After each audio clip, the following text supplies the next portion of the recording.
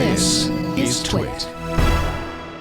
The chairman of the Federal Communications Commission, Tom Wheeler, plans to propose today new rules for internet service providers that critics say would end net neutrality in the United States. His proposal would allow content providers to pay ISPs for superior connections for that last-mile connectivity to homes and businesses. Yet he defends the move, saying that they preserve net neutrality. Before I introduce our interview guest on this topic today, let's hear what presidential candidate Barack Obama promised in November 2007, speaking at Google's Silicon Valley headquarters. I intend to work with you to write the next chapter in the story of American innovation. That's part of the reason why I'm running for president of the United States.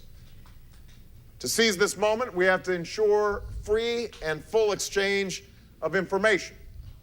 And that starts with an open internet. I will take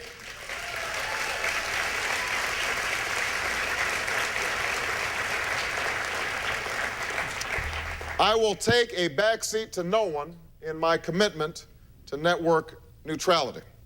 Because once providers start to privilege some applications or websites over others, then the smaller voices get squeezed out and we all lose.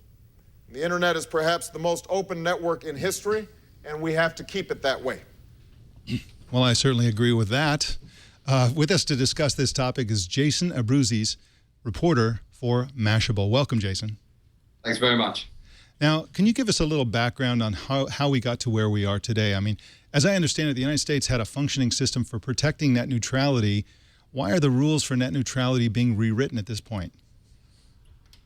Well, not too long ago, a court of appeals struck down our net neutrality rules that the FCC had written, saying that they went too far and were essentially, just gave too much power to the FCC. They were told to rewrite the rules, and that if they were, resubmitted, that they could end up guaranteeing an open internet, what people know as net neutrality. What's being proposed today within the FCC is the newest version of those rules that they're hoping will stay within the law while also maintaining an open internet. Now, this is a fairly complex issue when you get into the details, and there was a lot of news around Netflix and Comcast talking about peering arrangements. Now, what that's about is a point of origin for content such as Netflix connecting to the company like Comcast that's going to provide connectivity to end users. And that connection between the content origin and the internet service provider is something that is subject to things called peering agreements, where companies like Netflix can pay Comcast for faster connections.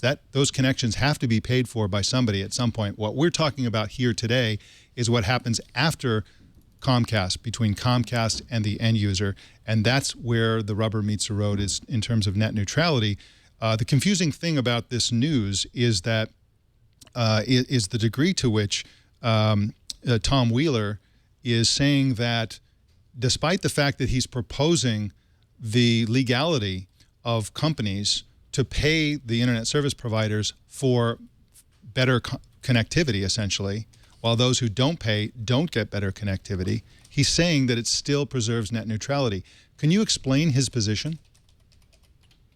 So it's important to remember that this is a type of regulation, what is being proposed, and that's one of the reasons that the court initially struck it down.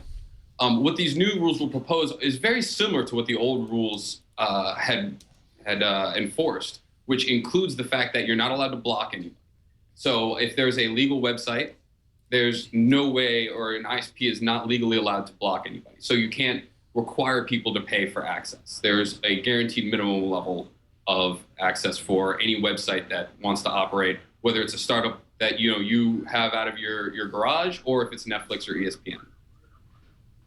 So here's the part that really bugs me about this. I mean, that's part of what he says makes this fair and preserving of net neutrality, which is what you just said. And in addition to that, there's a process for, if there's some unfairness, somebody can, appeal it or whatever, probably in the courts. What bugs me about this is that internet service providers now have an incentive under these rules, it seems to me, and maybe you can correct me if I'm wrong about this, if you get paid when people provide you with a faster, better, more reliable connection, you have an incentive now to provide everybody else with a less reliable connection, right? Because you want to incentivize your customers to upgrade.